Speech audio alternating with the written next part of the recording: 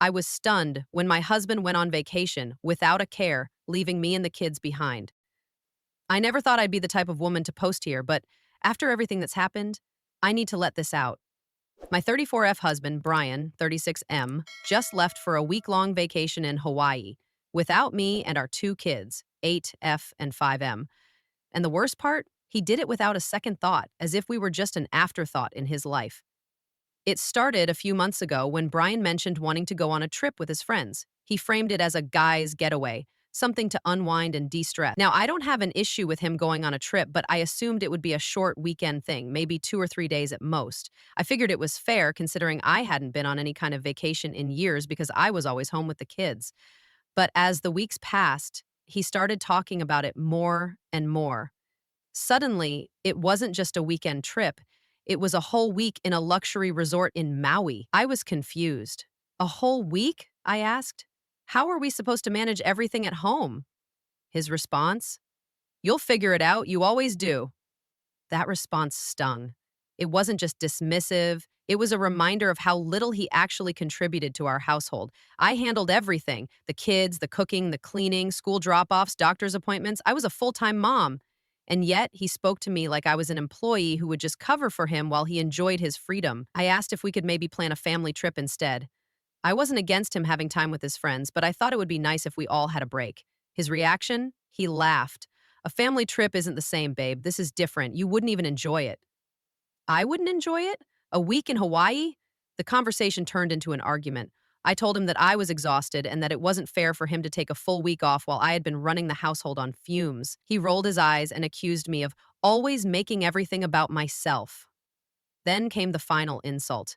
He actually had the audacity to say, "You should be grateful. I work hard for this family. I deserve a break." Grateful? For what exactly? For being treated like a live-in maid while he gets to go sip cocktails on the beach? For being expected to handle two kids alone without any support? I was furious, but at that moment I realized something. He wasn't going to change. No amount of reasoning or logic was going to make him see that I was drowning while he lived like a single man. And then the day of his trip came. I thought, deep down, that maybe he'd feel guilty. Maybe he'd realize how unfair he was being, but no. He packed his bags, kissed the kids goodbye, and waltzed out the door with a stupid grin on his face. He didn't even say goodbye to me. I stood there, watching as his Uber pulled away, and something inside me snapped. He wanted to act like he was single, like his family was just an afterthought. Fine. If he thought I would just sit at home, exhausted and waiting for him to return, he had another thing coming. Because I had a plan, and he was going to regret ever thinking he could leave me behind. After Brian left, I stood in the doorway for a long time, staring at the empty driveway. It wasn't just anger that filled me.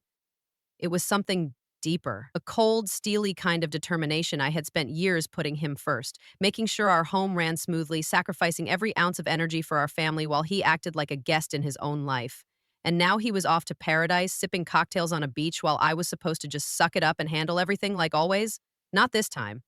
The kids were already confused. My daughter Emma, too, had asked, "Why isn't Daddy taking us, too?" I forced a smile and said, "Because Daddy needed a break."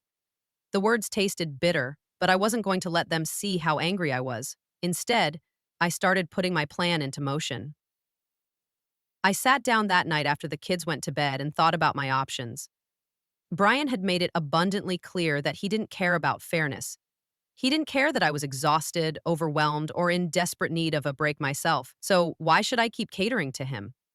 I called my mom. She lived 2 hours away, and while she had always been supportive, I rarely asked her for help. She picked up on the first ring. "Hey, sweetheart, everything okay?" I hesitated for a second before letting it all spill out.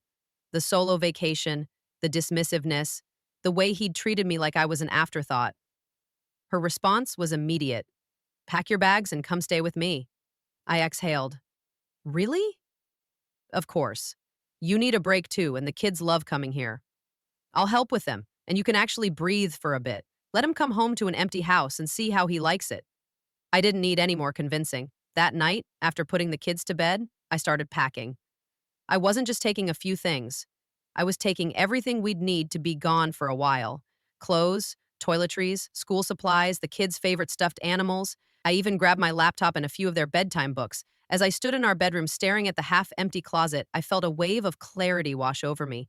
For years, I had bent over backward to make Brian's life easier. I made sure his work clothes were always clean, that he had a packed lunch when he needed one, that he never had to lift a finger around the house. And what had I gotten in return? A husband who thought it was perfectly acceptable to leave his wife and kids behind while he went off on a luxury vacation. No more. I took one last look around the house.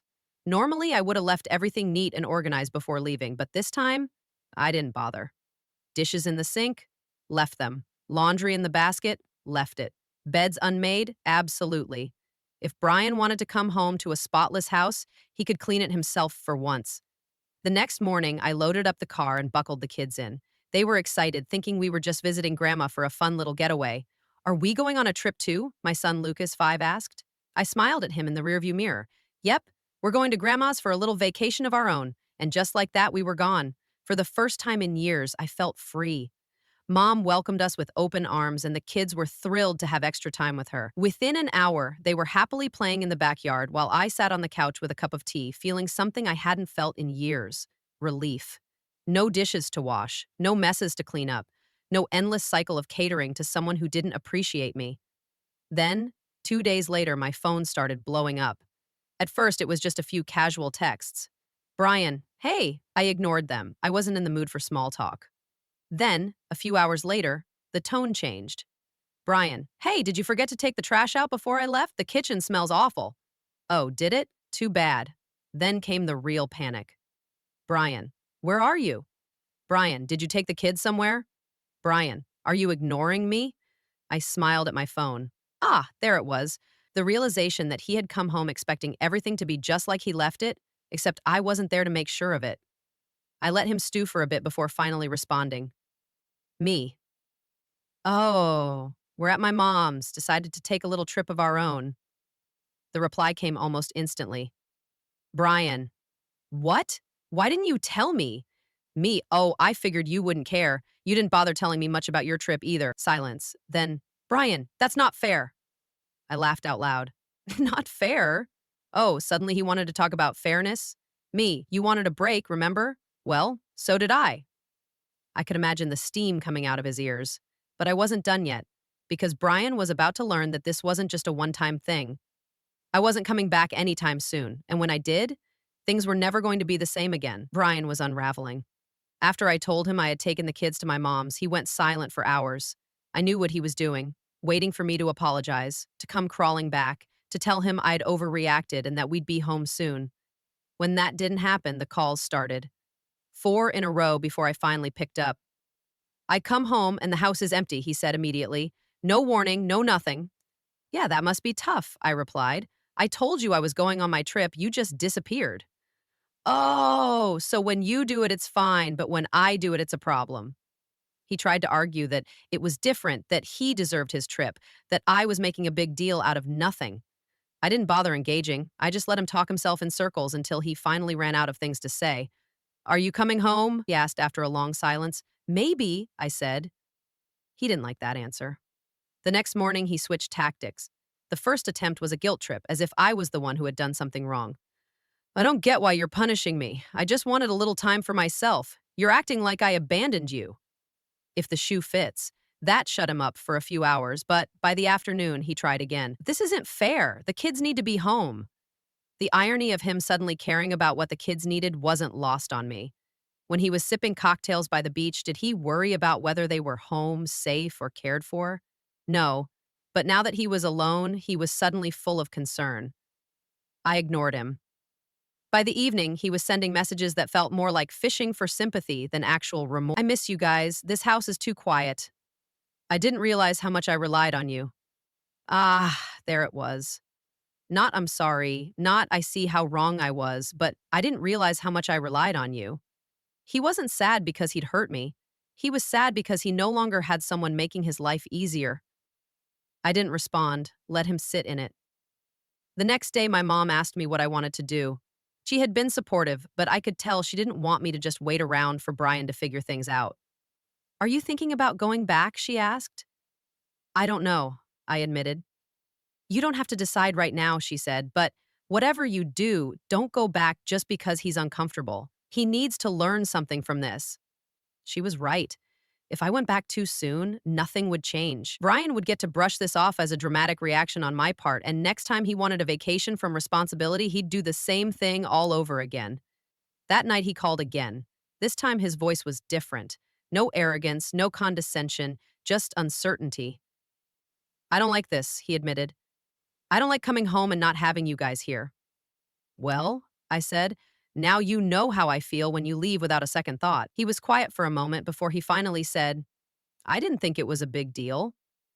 That's the problem, I replied. He tried to say he did care, that he did appreciate me, but I wasn't interested in hearing it. If that were true, he wouldn't have left us behind so easily. He wouldn't have dismissed my feelings when I told him how much it hurt. Are you coming home? He asked again. I don't know. That response must have shaken him because for the first time he sounded genuinely nervous. What do you mean? You don't know. I mean, I don't know if I want to come back to the way things were. The next day, I decided I needed to clear my head. My mom offered to watch the kids while I went out for a drive. It felt strange being alone, with no one needing anything from me. I stopped at a small cafe, ordered a coffee, and just sat there, thinking about everything that had led to this moment. When I got back, Brian had sent another message. I'm sorry. It was the first time he had said it, but I wasn't sure if it was enough. Brian's message sat there on my phone, just 2 words. I'm sorry. It should have meant something, but it didn't. Not yet, not after everything. I stared at the screen for a while before putting my phone down. No response. Let him sit with it. That night, my mom sat with me in the kitchen after the kids were asleep. She didn't push me to talk, but I could tell she was waiting to see what I was going to do next. I didn't even know myself. Do you think he actually understands? She finally asked. I don't know, I admitted, but I think for the first time he's trying to. The next morning, Brian called again. I let it ring a few times before answering. His voice was different, tired, quiet, like he wasn't sure what to say. I want to fix this, he said. How? A long silence. I don't know, he admitted, but I'll do whatever you need me to do. It was the closest thing to real accountability I'd heard from him in years. Brian, I don't want an apology just because you're uncomfortable being alone, I said. I want things to actually change. I know, he said. I get it now. I shouldn't have gone. I shouldn't have dismissed you, and I don't want to be the guy who takes his family for granted. I don't want to be that person. It was a start. He asked if he could come to my mom's to talk in person. At first, I hesitated, but I finally agreed. A few hours later, he was knocking on the door. When I opened it, he looked different. Not angry, not defensive, just unsure. He stepped inside, glancing around like he wasn't sure if he was welcome. The kids were playing in the living room, and when they saw him, they ran up to hug him. His eyes softened as he held them, and I could see it hit him, how much he had missed out on. When they ran back to their game, we sat down at the table. He looked at me, really looked at me, and for the first time, I saw real regret in his eyes. I messed up, he said. I was selfish, and I didn't see it until now. I let out a slow breath. Brian, I don't want to do this again. I don't want to have to make you care. That's not how this works. I know, he said, and I don't expect you to just believe me right away, but I want to prove it to you. It wasn't instant forgiveness. It wasn't a perfect fix, but it was something. So I told him we weren't coming home yet, that I needed time, that I needed to see real change, not just words. And to my surprise, he didn't fight me on it. For the first time, Brian listened. And maybe, just maybe, that was the beginning of something better.